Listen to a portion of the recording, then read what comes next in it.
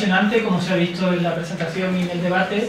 Tenemos una segunda parte igual de apasionante, diferente pero igual de apasionante, en la que tenemos como invitado a José Luis Saiz, que él es psicólogo formado en la Universidad de Chile en pregrado, obtuvo el Máster of Arts in Psychology en la Universidad de Wake Forest en Carolina del Norte, hizo el doctorado en la Universidad Pontificia y actualmente es profesor titular del Departamento de Psicología de la Universidad de la Frontera, en Temuco. Él ha desarrollado proyectos de investigación que se sitúan, y él me ha confirmado que se puede decir así, en el encuentro entre la psicología social y la psicología cultural, y ha realizado aportes muy importantes en el estudio de fenómenos como fenómenos psicológicos y sociales con perspectiva transcultural.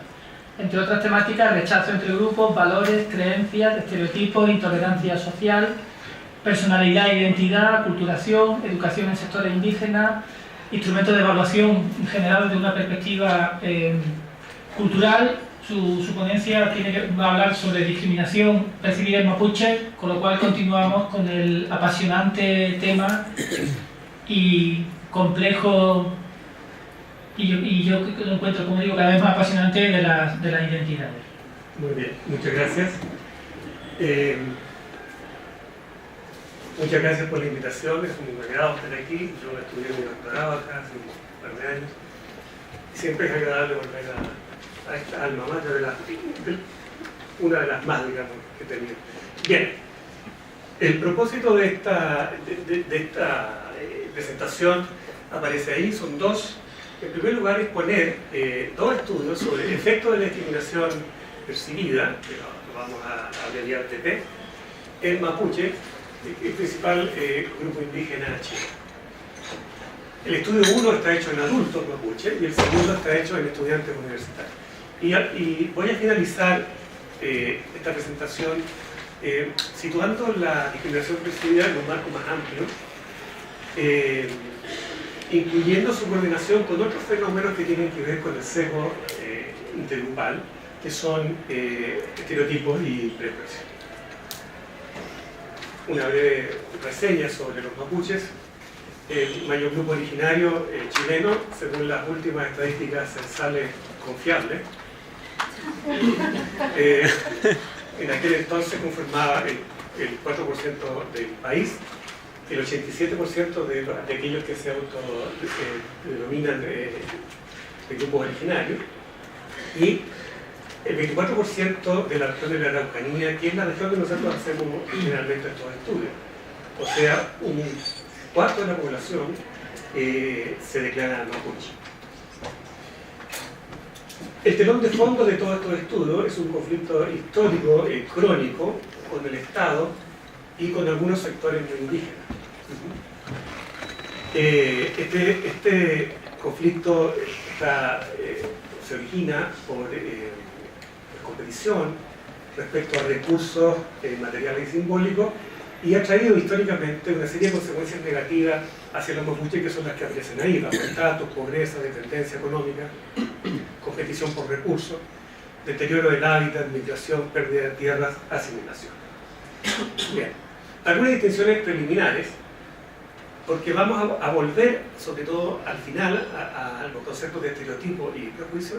Hay tres formas tradicionales de distinguir el sesgo de las personas en razón de la pertenencia al grupal. O sea, estos sesgos son frente a personas que son clasificadas por pertenecer a una categoría social. El sesgo intergrupal. Los estereotipos, que son las creencias compartidas en los grupos acerca de cuáles son los atributos que caracterizan a un cierto exogrupo, que es una de las cogniciones, no es la única, las cogniciones de los sesgos. Tenemos también el prejuicio, es la valoración negativa que hace un endogrupo y un exogrupo. Generalmente el prejuicio se refiere a una disposición favorable o desfavorable y alude a emociones o afectos que despierta el exogrupo en el endogrupo. Y por último, la discriminación, que es el tema que nosotros vamos a abordar, que es un trato injusto o desigual que un endogrupo da a un exogrupo.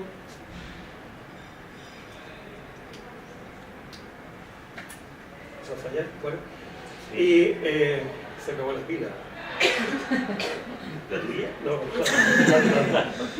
bueno, y se refiere a conductas.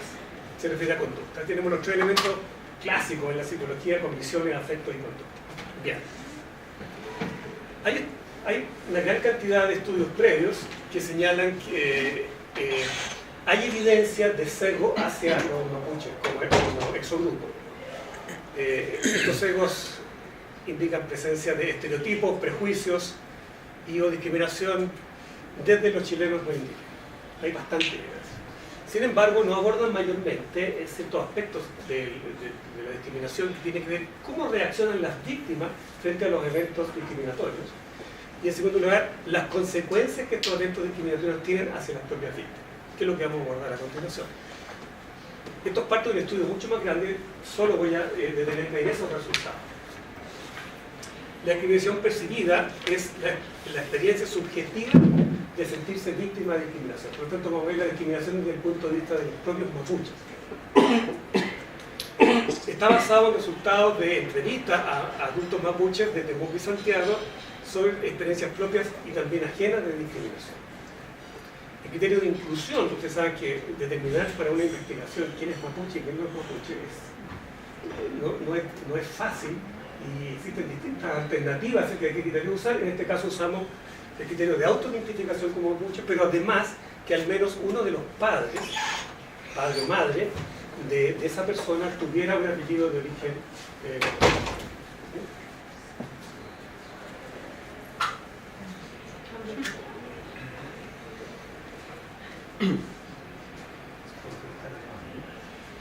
Bien. Esta presentación entonces describe los modos de discriminación, una clasificación de los modos en que los mapuches son discriminados. Está basado en entrevista a 30 mapuches adultos, y los modos de afrontamiento, o sea, cómo los mapuches reaccionan a la discriminación percibida y los efectos a largo plazo que tiene la discriminación percibida. Estos dos últimos aspectos están basados en una muestra de 50 adultos mapuches. La literatura internacional es bastante consistente en avalar la presencia de, o sea, los efectos que produce la discriminación percibida, y que son efectos negativos, desfavorables, en la salud mental, por ejemplo, depresión, baja autoestima, pero también hay interesantes estudios, sobre todo en población afroamericana, respecto a estereotipos, o sea, respecto a discriminación crónica, produce alteraciones en salud física, por ejemplo, enfermedades cardíacas. Los modos de discriminación, ahí tenemos las categorías que nosotros construimos a partir del análisis de contenido de estas entrevistas: verbal, conductual y macrosocial. Y aparecen ahí algunos ejemplos de estas categorías, de subcategorías. Verbal, apodos, comentarios, insultos, intimidación, burlas y chistes. Conductual lo dividimos en interpersonal y institucional. Interpersonal, ignorar, mirar es un mirar inquisitivo, o sea, no solo mirar, sino mirar inquisitivo, escrutador. Minusvalorar, acosar, agredir. Institucional, segregar, negar oportunidades o negarle la identidad al otro. Macrosocial, estereotipia, ignorancia o indiferencia hacia la cultura mapuche, control o imposición cultural. Paso rápidamente esto porque no es lo que nos importa, básicamente solo para ilustrar los modos en que, desde el punto de vista de los propios mapuches, ellos son discriminados. Los modos de afrontamiento, que quizás es lo más importante. Esa es la estructura, ¿no es cierto?, de contenido que nosotros construimos. El afrontamiento, entonces, puede tomar la forma de autodefensa, de autocontrol y de confrontación. ¿Qué significa la forma de autodefensa? La persona, frente a un evento discriminatorio, se modifica a sí misma en vez de modificar el contexto en el cual ocurre el evento discriminatorio. Es una función puramente autoprotectora, pero la persona no cambia el incidente, sino se modifica a sí misma. Aparecen a continuación las subcategorías correspondiente a cada una, a autodefensa, autocontrol y confrontación, y aparecen destacadas ahí aquellas que superan el 40%. Las formas más comunes entonces son reinterpretar cognitivamente el evento discriminatorio. Vamos a ver algunos ejemplos más adelante de esto en el texto del relato. Retirarse física o psicológicamente de la situación, aceptar el evento discriminatorio como algo imposible de revertir o evitar, demostrar valía, que en el fondo demostrar valía consiste en, frente al evento discriminatorio, yo demuestro que el otro está equivocado haciendo un gran esfuerzo por demostrarle al otro que es lo que yo soy lo contrario de lo que él dice. Por ejemplo, se ve en contextos educacionales donde son tildados de flojos en el evento discriminatorio, entonces hay un esfuerzo por demostrar altos rendimientos académicos. Minimizar el evento, o sea, rebajarle el perfil y evitar. Tenemos a continuación otra categoría que se llama autocontrol. La persona piensa en una respuesta, incluso la inicia, pero la inhibe. Piensa en una respuesta, pero no la hace, o la inicia y la inhibe. Es una categoría que es poco usada, tiene menos del 40% de uso. Y incluye contener la respuesta, contener la respuesta o ignorar el evento discriminatorio.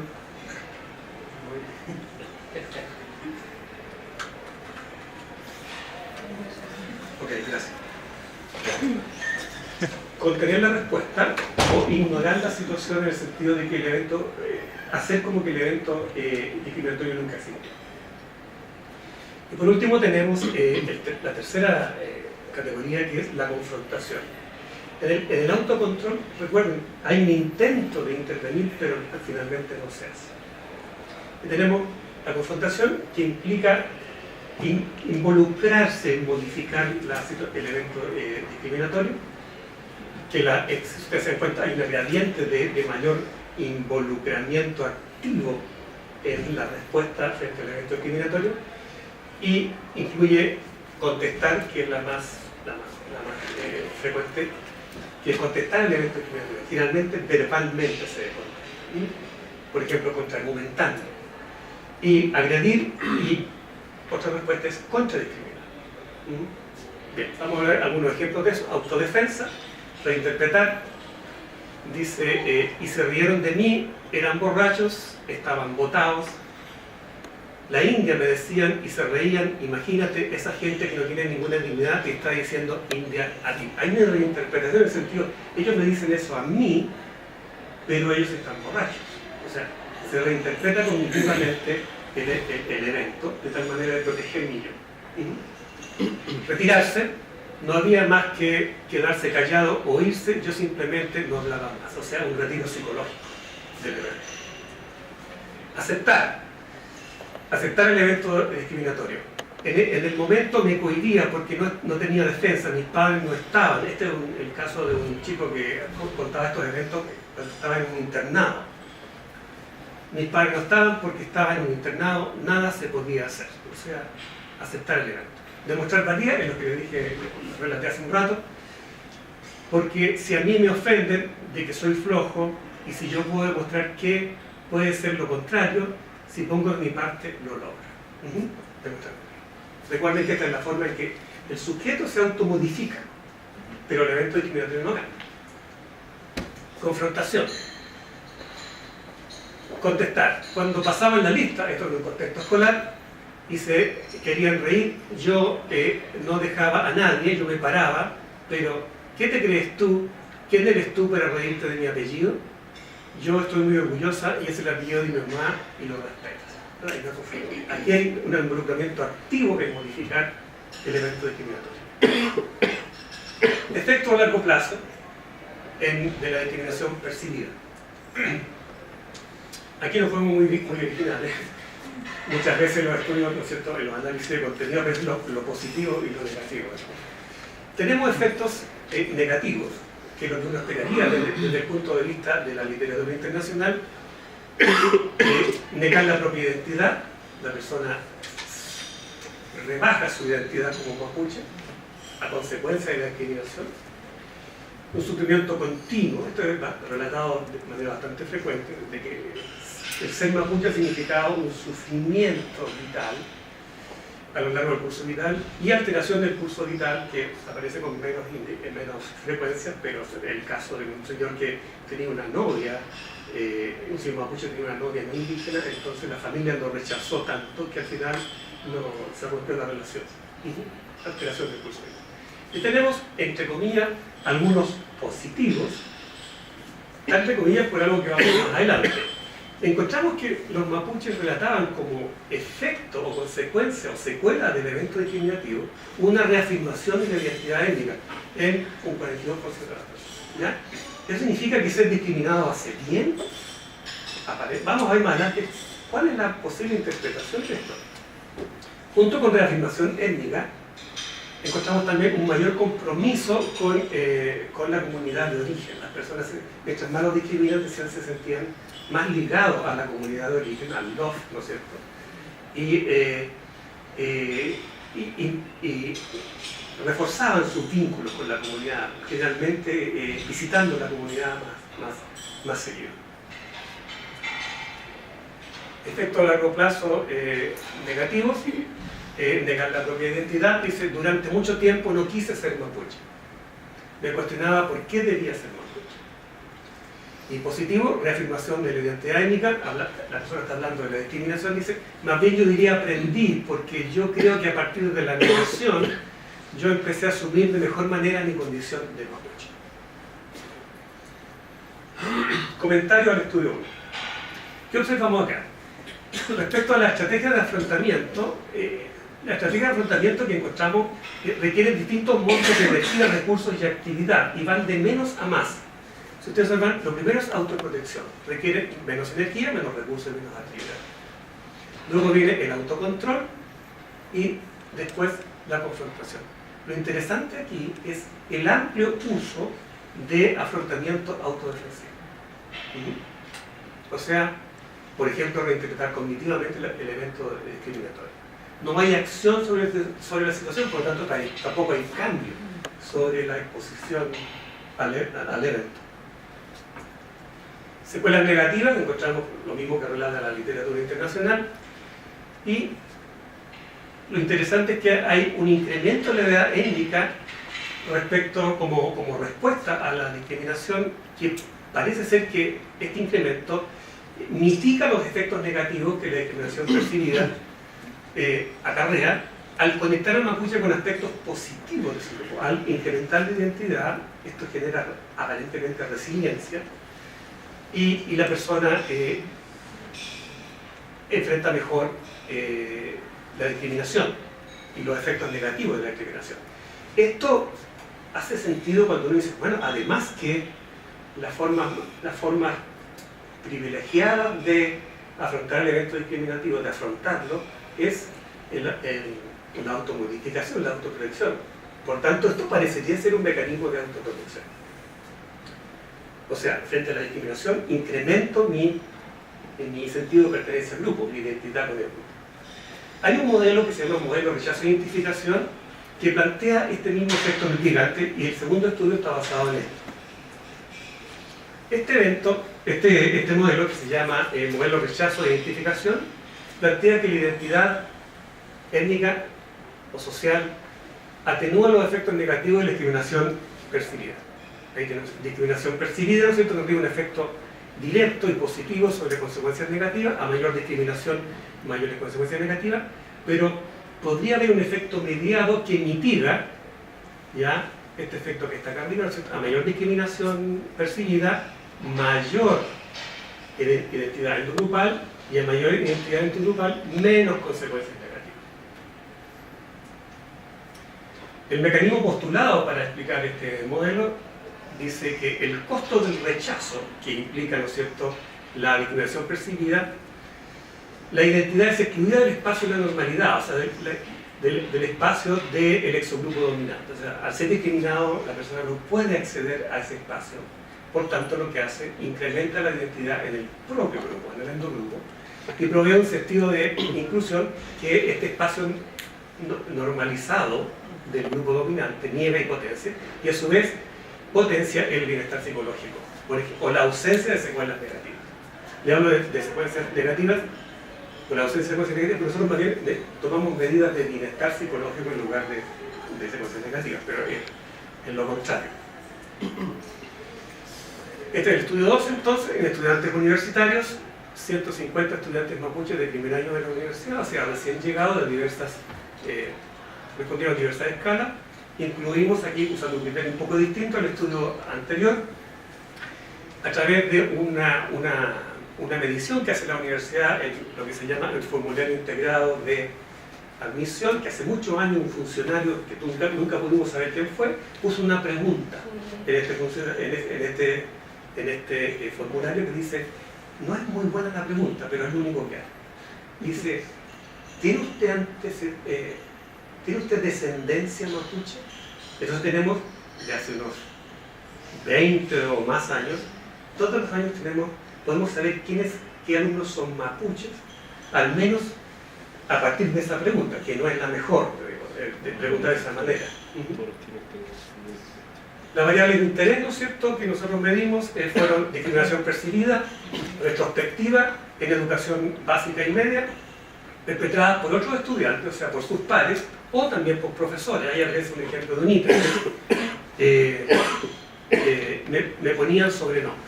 ¿Okay? Luego la otra fue identidad mapuche, por ejemplo, me siento mapuche.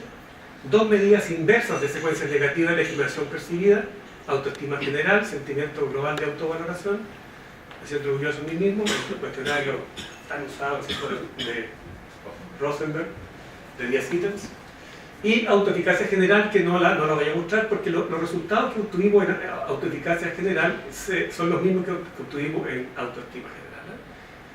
Por tanto, eso no lo voy a mostrar. Aquí voy a hacer, como él dice en sus cursos, el profesor Carlos Cornejo, dice, voy a hacer un excurso. Dice. No le entendíamos lo que quería decir al principio. ¿Ya? Pensamos que el curso había terminado, o que iba a venir un exalumno. No, pero significa que vamos a tomar una ruta y después vamos a volver a la ruta principal. Voy a mostrarle la prevalencia de discriminación percibida según los resultados que obtuvimos acá, porque en realidad estamos interesados en el modelo, identificación, rechazo e identificación. Aquí tenemos los resultados. En general, lo que se observa es que retrospectivamente los estudiantes universitarios de primer año observan más acciones discriminatorias en educación básica que en educación media. Todos bajan, excepto acá que es evitar que aparece en términos relativos, ¿no es cierto?, una mayor percepción en educación media que en educación básica. Generalmente lo que aquí está en la adolescencia y una forma como privilegiada que tienen los adolescentes es excluyendo a otros, o sea, ¿no? Ignorando a otros, ¿ya?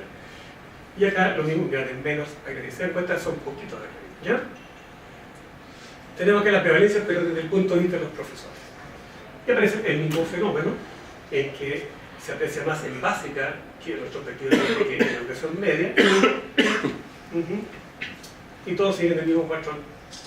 Sin embargo, quiero tener un poco aquí, por eso puse esto.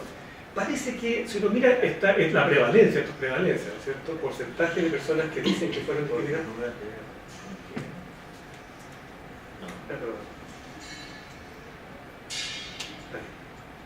¿Quieres ver eso? Son más altos respecto a compañeros que esperables. Sin embargo, si ustedes miran, un 25% los más altos, 25% los que le siguen, entre el 15 y 25, uno puede decir, al menos si uno mira profesores, la prevalencia de discriminación de un adulto, digamos, hacia los niños no es tan grande, no es tan generalizado desde la perspectiva de las propias víctimas. Sin embargo, estos resultados pueden estar contaminados, y de hecho muchas veces lo están, por un fenómeno que se denomina discrepancia, discriminación personal global. ¿En qué consiste esto? Es una tendencia en miembros del grupo discriminado, ¿no es cierto?, a reportar menores niveles de discriminación personal que de discriminación contra el propio grupo. O sea, mi grupo es discriminado, pero yo no. Es importante tener en cuenta esto cuando se mide discriminación personal. Esto plantea una serie de... Cuando uno plantea una aberración estadística, porque si cada uno de un grupo dice que a los demás lo discriminan, pero a mí no, al final dice, bueno, ¿a quién discriminan? Del grupo. ¿Ya?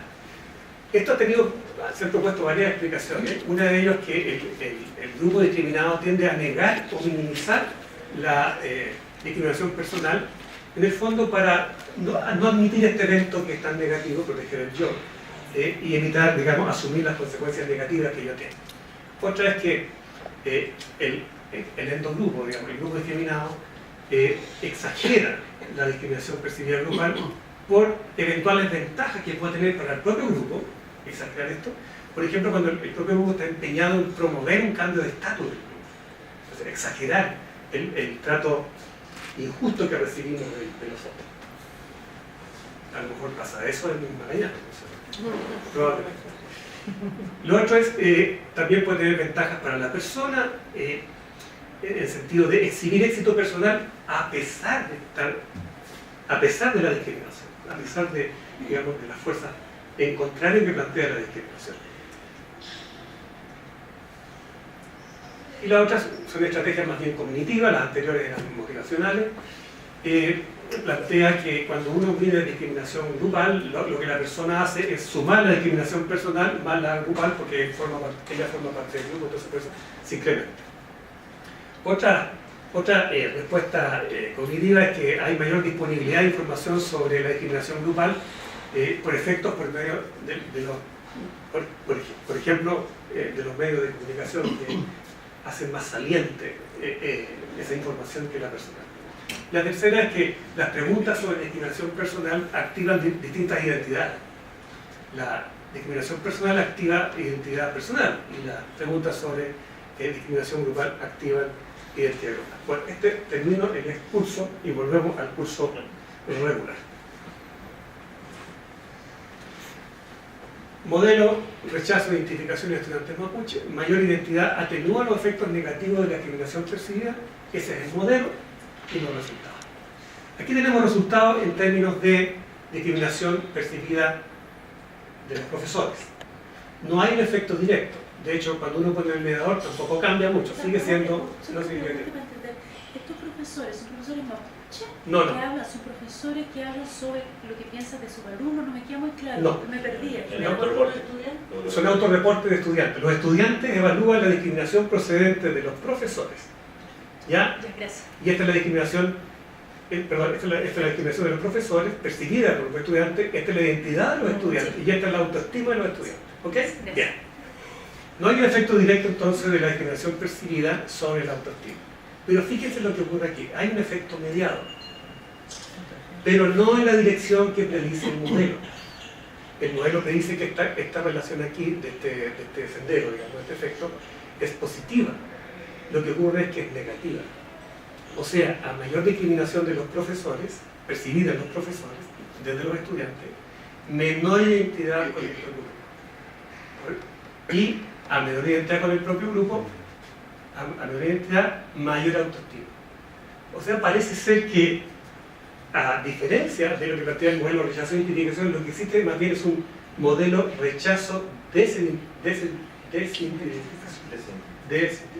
¿Ok? Veamos qué ocurre en la discriminación ejercida por pares, por sus compañeros. Ahí está el modelo. No ocurre nada. ¿Ya? No hay un efecto directo de la discriminación percibida por pares, la discriminación de los pares percibida por los alumnos, no hay un efecto, y tampoco hay un efecto sobre la identidad personal. Hay un efecto de la identidad con respecto a autoestima, pero no es lo que plantea el modelo. ¿Ok? Hay un modelo alternativo a esto que se llama modelo del descuento. ¿Qué plantea? Que la discriminación percibida es una atribución externa, o sea, descuenta al yo, que sería una atribución interna, como causa de resultados negativos. La discriminación es culpa, o sea, la culpa es de la discriminación, no es mía, por lo tanto yo descuento eso, como un mecanismo también de autoprotección. Entonces la discriminación percibida aquí actuaría como un mecanismo de autoprotección, y la identidad endogrupal motivaría la atribución de discriminación, de atribuir, ¿no es cierto?, a discriminación percibida, la cual a su vez disminuiría los efectos negativos de la discriminación percibida. O sea, lo que hay aquí, ¿no es cierto?, es cambiar los roles entre predictor y mediador del modelo anterior. Aquí está, ¿no es cierto?, identidad mapuche, antes estaba acá, y discriminación percibida, antes estaba allá. O sea, lo cambiamos. Lo que se plantea acá es que atribuir a discriminación percibida protege el bienestar psicológico. Todos los efectos deberían ser positivos. ¿Qué ocurre?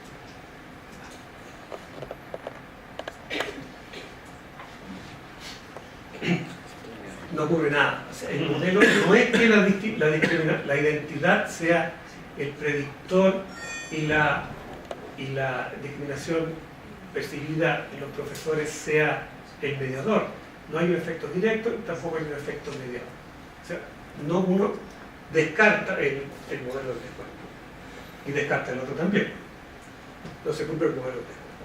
Se descarta el otro también, pero ocurre algo que es muy interesante, que es lo que aparece a continuación. La discriminación percibida de los profesores por parte de los estudiantes rebaja la identidad endogrupal y esta a su vez rebaja las secuelas negativas. Parece ser que, ¿no es cierto?, degradar la identidad endogrupal es el costo que el estudiante, el mapuche, debe pagar para mantener su bienestar psicológico.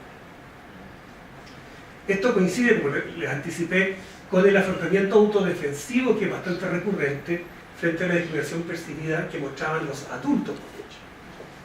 Sin embargo, no encontramos lo que encontramos en los adultos, que el incremento de la identidad parecía producir, ¿no es cierto?, un efecto, parece ser un buen medio para eludir o rebajar o minimizar las consecuencias negativas que produce la discriminación percibida en la salud mental, en el bienestar psicológico. Cuando la discriminación percibida procede de pares, o sea, de sus propios compañeros, la identidad no atenúa los efectos negativos de la discriminación percibida sobre el bienestar psicológico. O sea, esto solo ocurre en el vínculo entre adulto y niño o joven, o adolescente. ¿Por qué el efecto amortiguador, ¿no es cierto?, parece ocurrir en adultos y no en niños y adolescentes mapuches, como lo que observábamos en el estudio anterior, en adultos? Bueno, aquí una de las explicaciones es que el desarrollo hay diferencias, ¿no es cierto?, el desarrollo de recursos psicológicos que proveen la resiliencia frente a la discriminación. Los adultos tienen probabilidad, ¿no es cierto?, de haber desarrollado mayor recurso para afrontar bienes, pero los niños y adolescentes mucho menos. Por lo tanto, quizás una salida que ven los niños frente a la discriminación percibida es simplemente rebajar la identidad. O sea, cuando me discriminan por ser mapuche, mi estrategia es me siento menos mapuche y con eso protejo mi autoestima. ¿Por qué rebajar la identidad ocurre frente a la discriminación percibida procedente de los profesores pero no de sus compañeros? Bueno, aquí una explicación es que evidentemente aquí hay una relación asimétrica entre el profesor y el alumno en términos de poder, ¿no es cierto? Entonces, por eso, a pesar de que, ¿no es cierto?, los participantes veían que la discriminación percibida en términos de prevalencia era mucho menor en profesores que respecto a sus pares, la discriminación, pese a tener una menor prevalencia, produce efectos sobre la identidad. Este es un ejemplo como un subgrupo discriminado construye identidad en relación al contexto intergrupal, ¿ya? Ampliando la perspectiva, esto es lo último, ¿ya? Analizar la discriminación en un marco más amplio, como les decía hace un comienzo, incluyendo estereotipos y prejuicios. La discriminación percibida que he mostrado en estos dos estudios previos implican a la base la emoción de desprecio, ¿ya? La pregunta es, ¿esta es la única forma de discriminación percibida? ¿O hay otras? ¿Hay otros tipos de discriminación hacia los mapuches distintos a aquel basado en desprecio? Lo que pasa es que este ha sido, yo diría, el tipo de discriminación percibida más estudiado, es el más evidente, es el más clásico además. Pero habrán otros. Vamos a ver que otro modelo, el modelo de contenido de los estereotipos, que después, y hay una elaboración posterior que se llama BIOSMAP, que nos va a servir para ilustrar si hay otros tipos de discriminación y si, qué se ha hecho respecto a eso, digamos, qué se ha hecho respecto a investigar esos tipos de discriminación. Bien. El modelo plantea que estos tres elementos del sesgo se coordinan de esta manera. O sea, los estereotipos tienen un efecto directo sobre la conducta hacia el exogrupo, al grupo minoritario, y también un efecto mediado a través de emociones. Lo que hemos visto nosotros hasta ahora hemos visto conducta, discriminación, pero también los efectos de la discriminación. Los efectos no son parte del modelo del BIOSMAP, pero es lo que hemos visto ahora. Plantea este modelo que los estereotipos pueden ser resumidos en dos grandes dimensiones. La dimensión de calidez, o sea, el otro grupo es percibido como cálido o frío, y la destreza, el otro grupo es percibido como hábil o inhábil.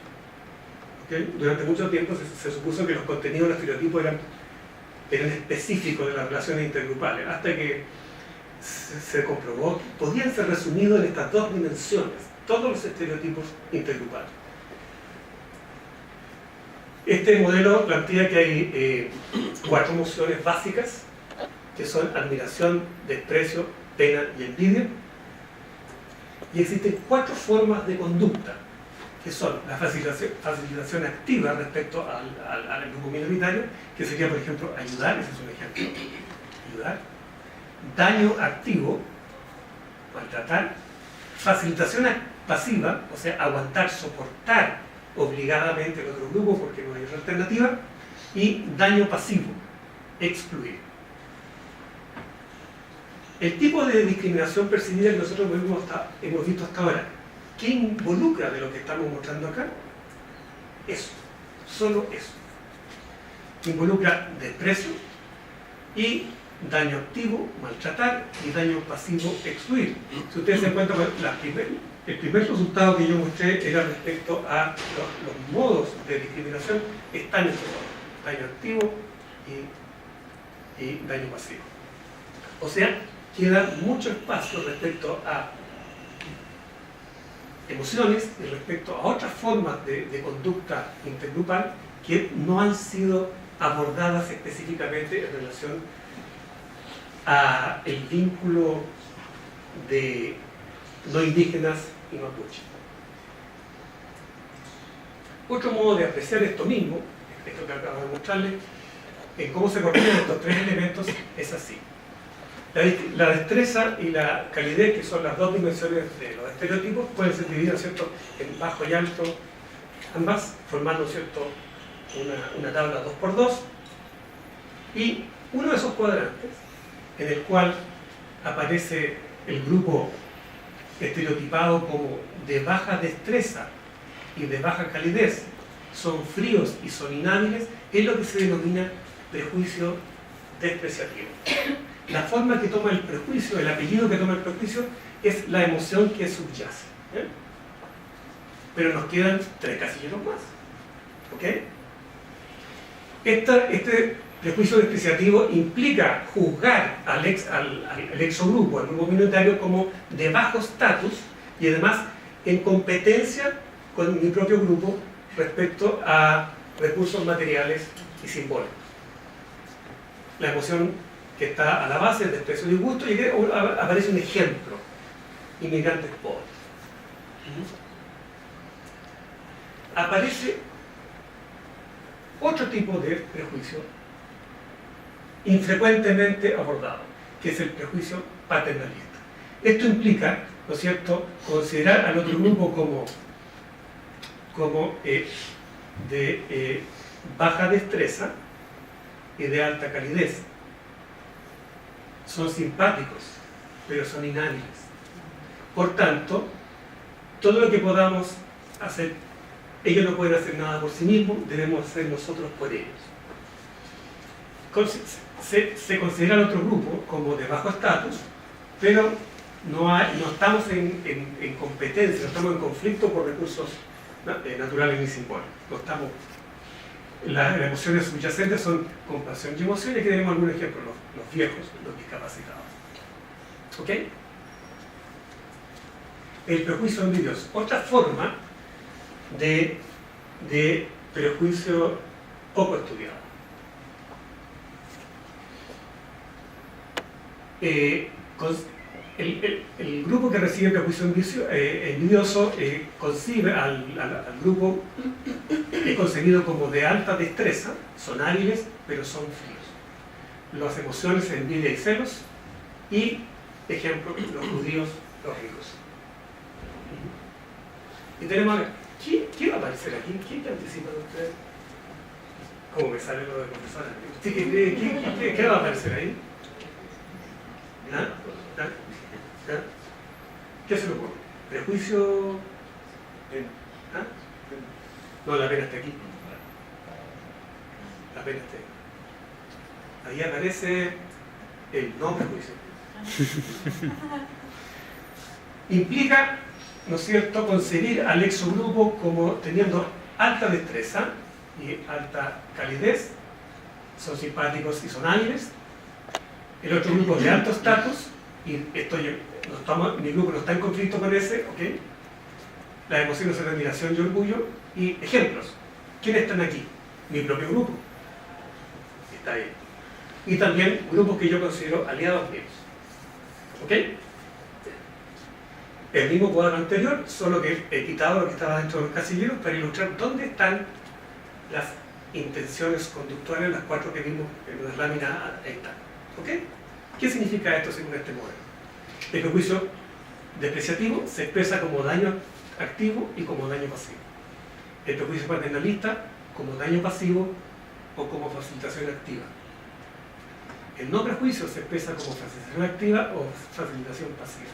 Y el prejuicio envidioso, facilitación pasiva o daño activo. ¿De qué depende? Depende de la emoción que predomina.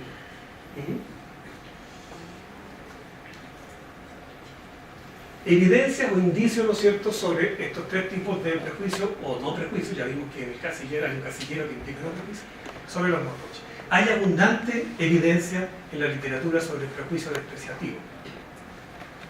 Hay evidencia directa, solo algunos ejemplos.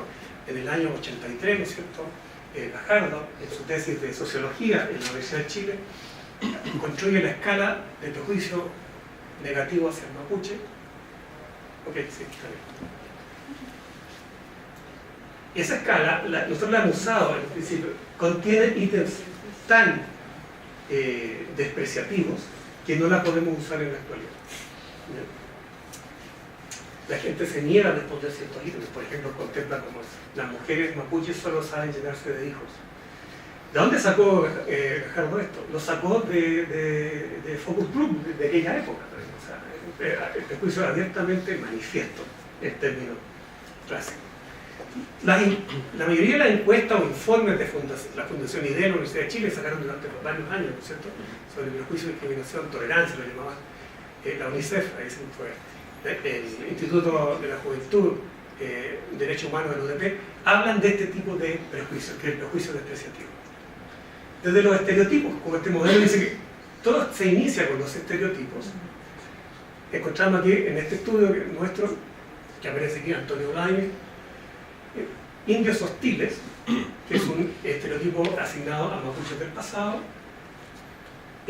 antisociales e incultos, terroristas, estos dos son del mapuche del presente, hablan de prejuicio despreciativo. Y desde los metaestereotipos son los estereotipos tal como son concebidos por el grupo que recibe los estereotipos. O sea, el grupo que recibe los estereotipos, en este caso los mapuches, están conscientes de los estereotipos que el grupo no indígena les asigna. ¿Ya? Y aquí encontramos nosotros el uso de... Los mapuches son conscientes de que los no indígenas emplean el gentilicio indios asociado a adjetivos desfavorables, estables, por ejemplo, inferior, primitivo. Esto nos habla de prejuicio discriminativo. de prejuicio despreciativo. Indicios. Hay solo indicios, no hay investigaciones específicas sobre el prejuicio paternalista desde los estereotipos, ¿no es cierto? Nosotros encontramos un estereotipo que se llama indios que desean ser chilenos, lo puse en interrogativo porque puede ser o no ser el hecho de asignarle a los mapuches el deseo de asimilarse al grupo mayoritario como paternalismo. Ellos no son capaces de solucionar por su propio grupo, digamos, su situación vital, por lo tanto, le asignamos el interés por ser chileno, de asimilarse. Y desde los metaestereotipos aparece, ¿no es cierto?, el uso del gentilicio mapuchito o mapuchita asociado a adjetivos desfavorables e inestables, por ejemplo, sucio o flojo. El uso de gentilicios o de diminutivos ilustra la presencia en ciertos grupos de la sociedad dominante de prejuicio paternalista, pero nunca ha sido abordado esto de un estudio sistemático. Solo indicios sobre prejuicio envidioso. Desde los estereotipos tenemos un estereotipo que se llama injustamente privilegiado. Este estereotipo surge, es uno de los últimos en surgir, a partir de la acción afirmativa que comienza a ejercer el Estado chileno respecto a acciones, ¿no es cierto?, positivas, que son proporcionadas en exclusividad a los mapuches. Entonces hay sectores de la población no indígena que viven en las mismas condiciones, tienen las mismas necesidades, pero no reciben esos recursos. Entonces se da el fenómeno de discriminación inversa o reversa. A ellos les dan algo que yo también merezco y a mí no me lo dan solo porque yo no soy mapuche. Ese estereotipo probablemente está hablando de prejuicio envidioso. A ellos les dan lo que yo no... Ellos tienen lo que yo no tengo. Pero nunca ha sido investigado. Y solo indicios sobre no prejuicio hacia los mapuches, que sería admiración. ¿Qué indicios tenemos de los estereotipos? Aparecen varios estereotipos positivos, por ejemplo, gente noble e industriosa, que es un estereotipo asignado a los mapuches del pasado, valiente y guerrero, este es más conocido, ¿ya? También mapuches del pasado, buenos ciudadanos y indios que desean ser chilenos. Esto aparentemente se refieren a no prejuicio. Estos dos de acá que son referidos a pasado, a través de otro estudio que tenemos hace muchos años sobre el mito de origen del chileno, en que nosotros creemos que somos descendientes del cruce biológico entre mapuches y españoles en tiempos pretéritos indeterminados, ¿ya? Nosotros, los mapuches del pasado, son parte de nuestro propio grupo, o sea, en el fondo son parte de nuestro endogrupo, por lo tanto, lo consideramos como tales. Recuerden que el no prejuicio es respecto a mi propio grupo. Y respecto a este otro, buenos ciudadanos indios que desean ser chilenos, que también está en interrogante, porque también podría ser prejuicio paternalista, este que está acá, muy probablemente, estos estudios están hechos en estudiantes universitarios, y algunos sectores de estudiantes universitarios, algunos, podrían estar percibiendo a los mapuches como aliados, que es la otra condición en la cual puede darse el fenómeno del no prejuicio, buenos ciudadanos indios que desean ser chilenos. Entonces, por tal razón, a pesar de ser un exogrupo, pueden ser considerados como aliados a los mapuches, y por tanto están en la situación de no prejuicio. Los estereotipos que he mostrado acá son estereotipos investigados en estudiantes universitarios, y eso es una limitación. Porque muy probablemente los estereotipos que nos encontraría en la población general son menos y además menos elaborados que esto. Otra cosa que hay que tomar en cuenta con los estereotipos, muy probablemente, a ustedes les puede llamar la atención, hay estereotipos positivos y negativos, ¿cómo coexisten estos estereotipos? Lo que nosotros pensamos es que los estereotipos en realidad son suscritos por algunos sectores del grupo dominante y se refieren a algunos sectores de los mapuches. O sea, el panorama de los estereotipos es más complejo de lo que uno supone. Por ejemplo, el estereotipo de este que está acá, injustamente privilegiados, es solo en aquellos que son afectados por la acción afirmativa del Estado, en el sentido de que ellos ven que a los mapuches le dan lo que ellos también, según ellos, tienen derecho a que les den. Y probablemente entre los universitarios esto se da menos, aunque lo descubrimos en los universitarios. ¿Cuánto queda?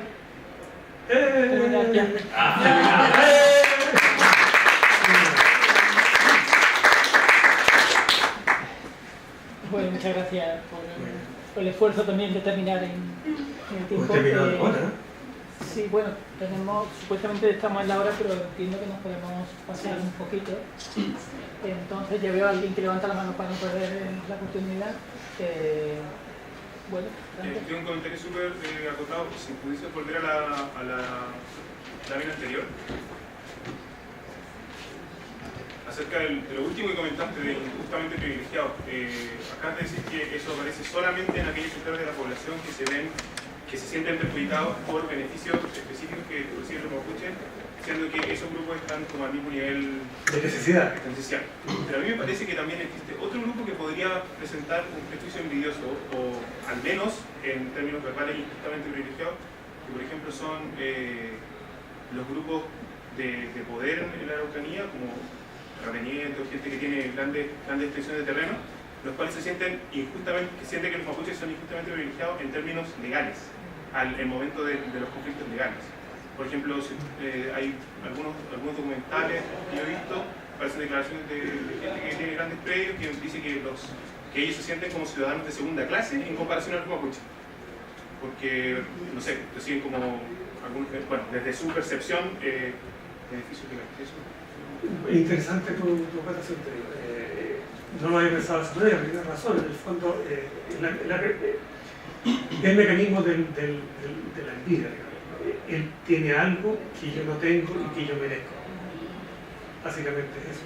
Cualquier grupo que sienta eso, es probable que exista ahí el juicio envidioso.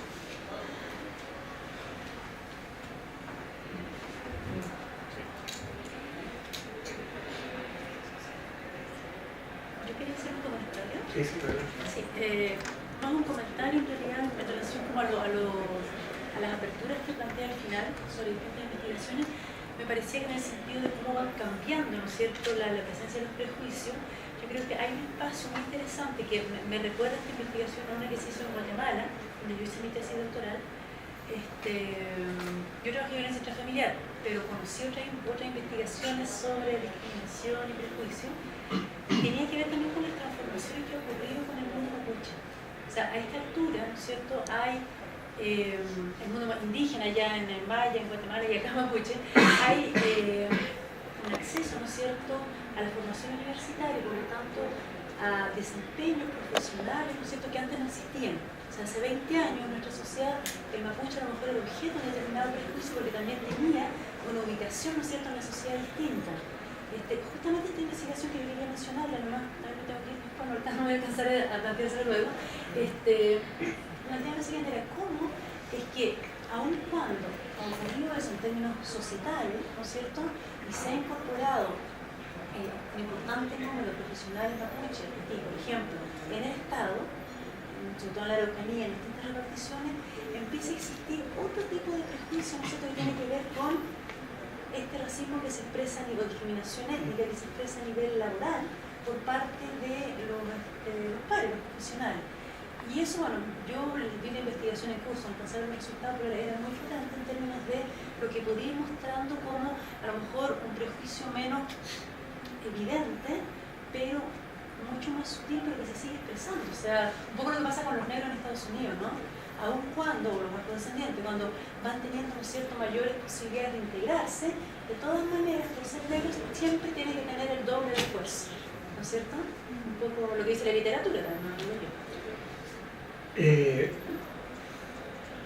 Bien, hace un comentario interesante respecto a cómo cambian los sesgos intergrupales a lo largo del tiempo. Yo tengo una publicación acá en Psique de estabilidad y cambio de los estereotipos. En un lapso de 18 años, en la misma población universitaria de la universidad, medimos los estereotipos y los estereotipos se mantienen casi inalterados. Casi inalterados, 18 años. Lo cual no es raro tampoco, porque los estereotipos como herramienta de ahorro cognitivo, digamos, son muy útiles los estereotipos. Una vez instalados es muy difícil cambiar un estereotipo. De hecho, la gente suele hacer, ¿no es cierto?, cuando encuentra información contraria, contraestereotípica, la gente construye una categoría excepcional para clasificar ese caso excepcional y se conforma en el caso que conforma la regla, porque mantiene el estereotipo global inmóvil, digamos. inalterado. Pero además nosotros, a partir del establecimiento de la democracia, ¿no es cierto?, surgen dos cosas importantes. Una es la acción afirmativa del Estado para reparar, ¿no es cierto?, reparar la acción que ha tenido el Estado hasta ese momento, que es el reparto de tierras, una serie de leyes de protección, que son insuficientes, por supuesto, y surge inmediatamente el estereotipo de injustamente privilegiado. Y viene, ¿no es cierto?, un recrudecimiento del conflicto en términos de violencia por ambas partes, y surge el estereotipo de terrorista. O sea, si bien los estereotipos se permanecen a lo largo del tiempo en tanto son útiles cognitivamente, aparecen nuevos estereotipos que sirven para justificar nuevas relaciones entre los grupos. Tú planteabas también, algo planteaste, de la sutilización del prejuicio. Existen varias teorías que plantean lo que se denomina prejuicio moderno, en el sentido de que el advenimiento de la democracia y el énfasis en el igualitarismo ha producido una norma antiprejuicio, pero antiprejuicio manifiesto, es el prejuicio old fashion, el prejuicio clásico, el prejuicio despreciativo. Entonces, a partir de esa norma, ese prejuicio se ha sutilizado de tal manera que adopta una forma que aparentemente es no prejuiciosa, pero sigue siendo prejuiciosa. Por ejemplo, exagerar las diferencias culturales entre grupos, ¿no? Ellos son muy distintos a nosotros, ellos crían sus hijos de una manera muy distinta a nosotros. Y uno dice, ¿eso es prejuicio? No, es un hecho. ¿Ya? Eso es un hecho. ¿Qué hemos visto nosotros al estudiar prejuicio manifiesto, el despreciativo, versus prejuicio sutil? Que los datos no muestran una diferenciación entre estos dos tipos de prejuicio, el manifiesto y el sutil. ¿Por qué dijimos nosotros? Es que no hay una norma antiprejuicio en un contexto de conflicto abierto. No hay necesidad de sutilizar el prejuicio. No hay necesidad, porque no hay una norma que te diga que manifestarse en términos de prejuicio manifiesto o despreciativo es socialmente incorrecto. No hay, en mi región no hay muchos estudios sobre el norma y muestran que en realidad la gente expresa esta forma de prejuicio despreciativo bastante abiertamente. Si uno mira las redes donde se protege la identidad personal, muchas veces en las redes sociales, la gente desembosadamente expresa prejuicio despreciativo. ¿Sí? Quería hacer una pregunta.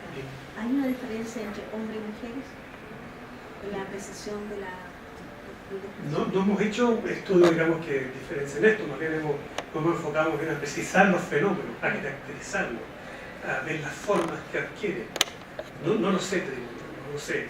La literatura internacional muestra que en general los hombres son más prejuiciosos que las mujeres en ciertos contextos, pero no hemos hecho estudios en las mujeres. Ellos distintos sobre las mapuches y los pueblos. Ya, es interesante, tampoco se ha hecho, y cuando uno pregunta por un grupo, sin especificar el género de ese grupo, lo que los hombres y las mujeres informan son estereotipos acerca del hombre y no de la mujer, por un mecanismo misterioso. Cuando dicen, ¿cómo son los argentinos? Y la gente, hombres y mujeres, adjudican adjetivos al hombre y no a la mujer. Y esto ocurre también usando gentilicios que en inglés, por ejemplo, que no especifican el género del grupo al cual uno se está refiriendo. No tenemos estudios sobre ese género. ¿Sí?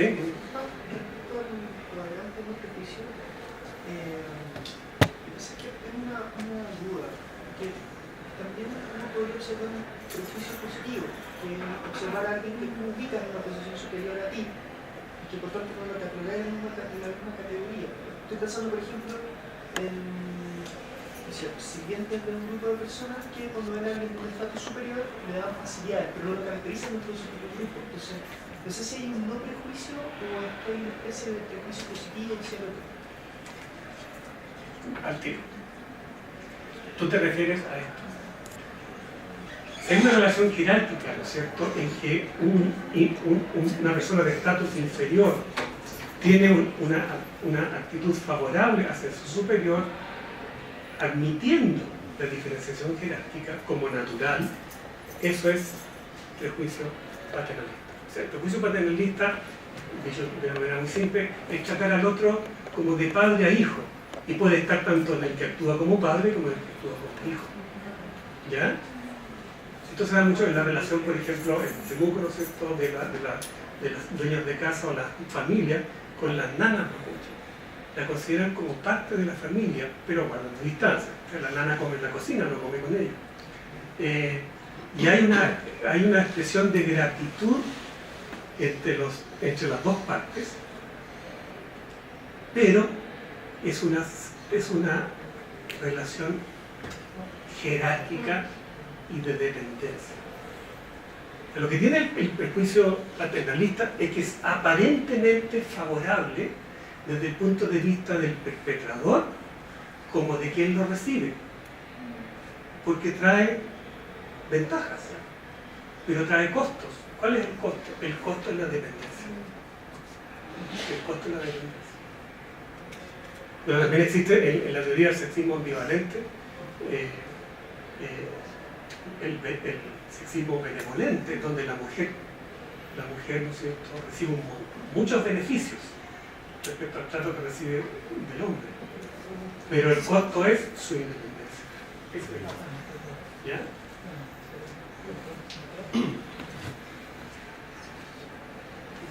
Sí.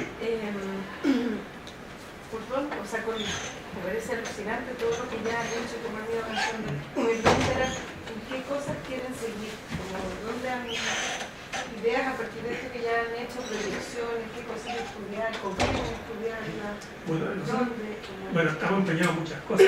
Este es un tema apasionante. Bueno, cualquiera que investigue cualquier cosa, encuentra que es apasionante lo suyo. Pero este es particularmente apasionante porque está dado en un contexto de conflicto abierto.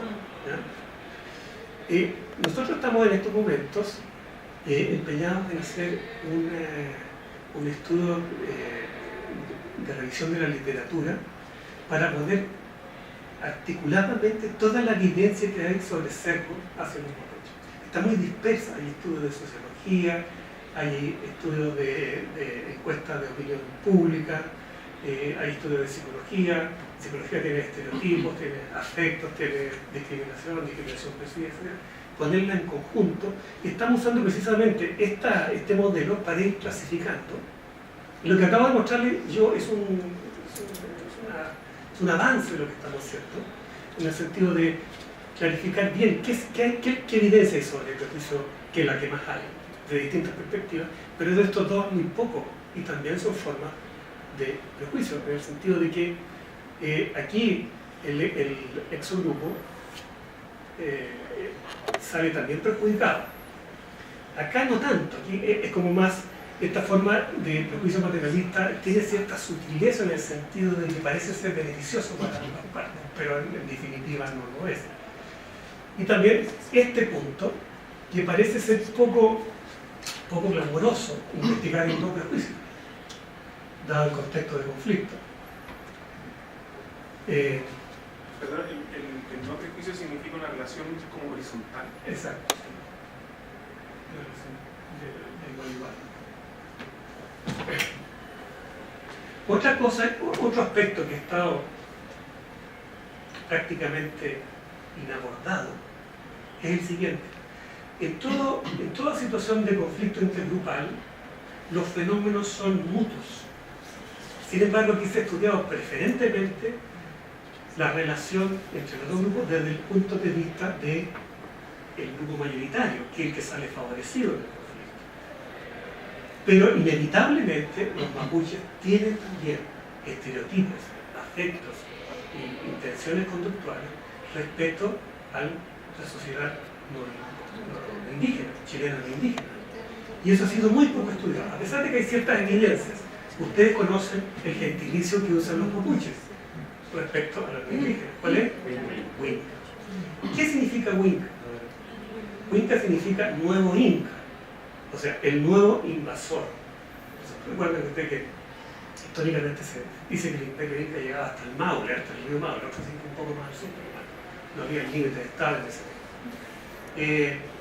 De tal manera que cuando llegan, ¿no es cierto?, los españoles y luego los chilenos invaden eso hace un poco más de 120 años, Temuco tiene 120 años no más.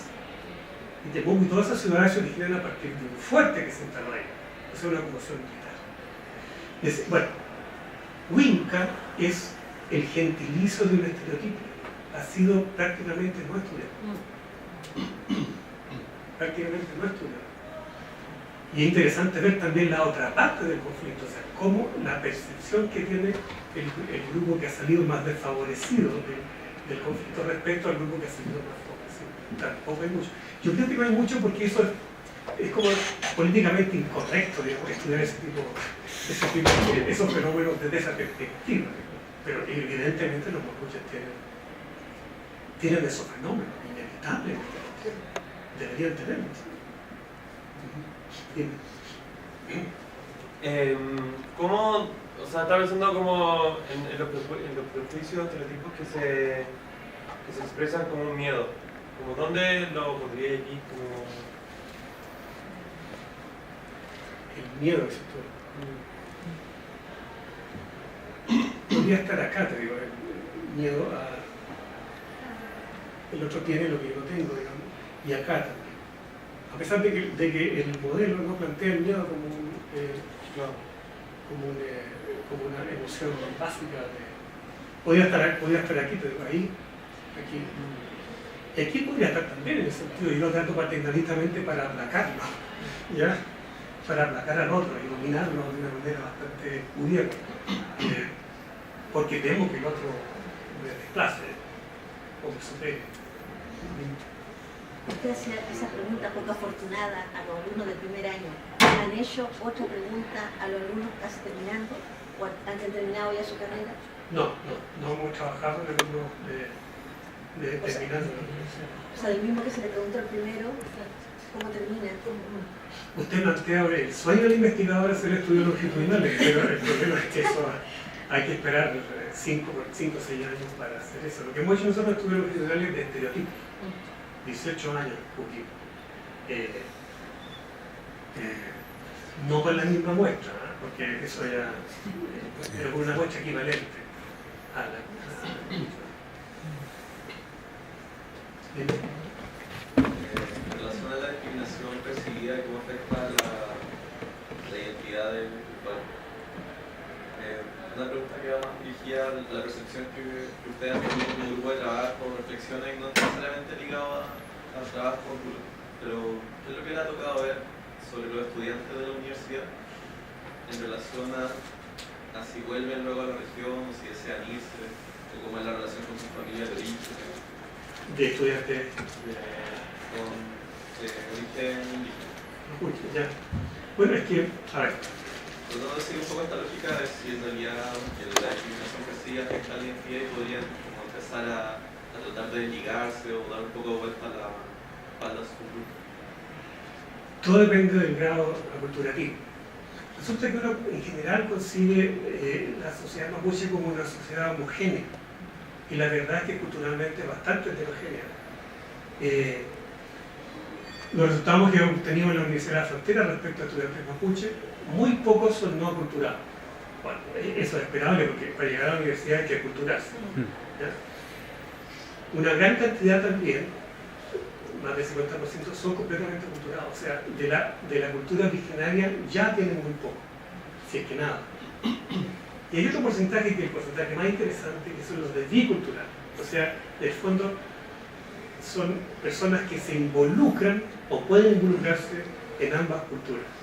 No es que sean mapuches y no indígenas al mismo tiempo, sino que se involucran en una cultura, adoptando, ¿no es cierto?, los modos o activan su identidad o sus conductas propias en el contexto que corresponde, lo que llaman el switch cultural. O sea, en contextos mapuches se comportan como mapuches, y en contextos indígenas, pero en contextos no indígenas se comportan como indígenas.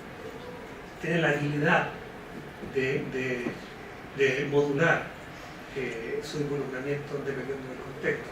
Una experiencia nuestra, hace unos años teníamos un proyecto financiado por la Fundación Ford de apoyo académico a estudiantes mapuche. Se nos ocurrió en la universidad celebrar el Huellimanto y aparecieron auxiliares de la universidad elegantemente vestidos a participar y uno no tenía idea que eran mapuches o que tenían algún vínculo, porque es muy común, por ejemplo, que tú le preguntes a la persona del tema mapuche, no, pero yo voy a los Quillatunes, voy a ceremonias, voy a los entierros mapuches, voy a una comunidad donde está una hermana que se casó con un mapuche. Respecto a tu pregunta, si cambian o no cambian, si modifican su identidad, bueno, depende de qué tan aculturados están. Por eso cuando uno estudia mapuches, hay que precisar claramente de qué mapuche se trata. Pueden ser mapuches, ¿no es cierto?, con una autoclasificación como tal, pero culturalmente no lo son. Entonces tú dices, comparamos mapuche versus no indígena, y dices, a ver, ¿qué mapuche? Porque ahí hay de todo. Hay mapuches muy mapuches y hay mapuches poco mapuches. ¿Ya? Es importante clarificar cuál es el grado de aculturación que tienen, cuánto retienen de la cultura originaria, más que cuánto han adquirido de la cultura foránea, porque la dimensión de chilenismo, de involucrarse en la cultura mayoritaria, prácticamente no discrimina mucho. La que discrimina es cuánto retienen de la cultura original. Eso es lo que es la gran diferencia. Perdón, me toca la tarea un poco ingrata de interrumpir un debate interesantísimo que yo también prometo que me he controlado para no hacer también alguna pregunta. Solo queda muchas gracias, José Luis, muchas gracias, Claudia, por vuestras presentaciones. Muchas gracias a vosotras y a vosotros por participar con tanto entusiasmo. Hemos pasado 20 minutos y ya me estaban diciendo, oye, que hay otras cosas en la vida además del debate. Sí tengo que decir varias cosas.